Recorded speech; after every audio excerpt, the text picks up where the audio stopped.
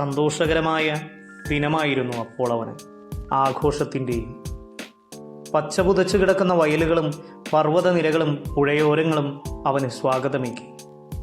പഴയകാല സുഹൃത്തുക്കളെ അവൻ കണ്ടുമുട്ടി. പഴയ സ്ഥലങ്ങൾ, സ്കൂളുകൾ എല്ലാം തന്നെ. സ്കൂൾ മുറ്റം അവനെ അവൻ്റെ ബാല്യത്തിലേക്ക് തിരിച്ചു കൊണ്ടുപോയി.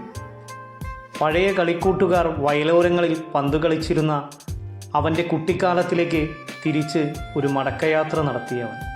ദൂരെയാണ്, ഒരുപാട് ദൂരെ, ഒരുപാട് ദൂരെ ഞാൻ നടന്നുപോയിരിക്കുന്നു. ആൾത്തിരക്കുള്ള വേദികളിൽ അവൻ ഒറ്റയ്ക്ക് നിന്ന് ചിന്തിക്കാറുണ്ട്. ചിലർ വൃദ്ധരായിരിക്കുന്നു, ചിലർ വലിയ കുട്ടികളായിരിക്കുന്നു. അതെ, ഞാനും ഒരുപാട് മുതിർന്നിരിക്കുന്നു.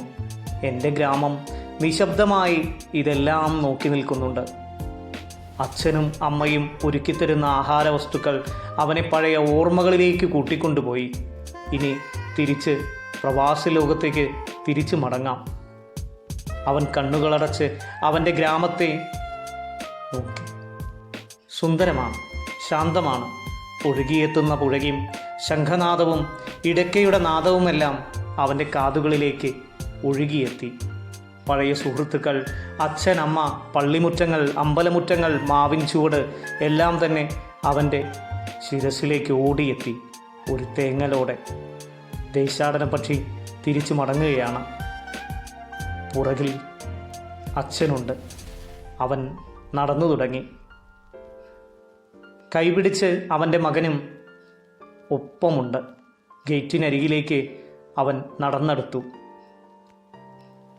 തിരികെ അവൻ തിരിഞ്ഞു നോക്കി. നിശബ്ദമായി നിൽക്കുന്ന അവൻ്റെ അച്ഛനെ അവൻ കണ്ടു. അവൻ്റെ മകൻ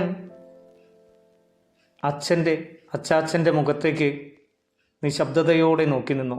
അവൻ്റെ കണ്ണുകളിൽ ഈറനണിയുന്നത് അവൻ നിശബ്ദതയോടെ നോക്കി നിന്നു. ഗേറ്റ് തുറന്നടഞ്ഞു. നടക്കുകയാണവൻ. എപ്പോഴോ അവൻ്റെ മകൻ അവൻ്റെ കാതുകളിൽ വന്ന് ചോദിച്ചു, അച്ഛന് വിഷമമുണ്ടോ തിരിച്ചു പോകാൻ? ഇഷ്ടമില്ലായ്മ എന്തെങ്കിലും? അവൻ പറഞ്ഞു, പോണം. അവൻ്റെ മുഖത്തേക്ക് നോക്കി ഞാൻ നിശബ്ദമായ പുഞ്ചിരിയോടെ, ഒരു കെട്ടിപ്പിടുത്തത്തോടെ അവനോട് പറഞ്ഞു, തിരിച്ചു പോയേ പറ്റൂ.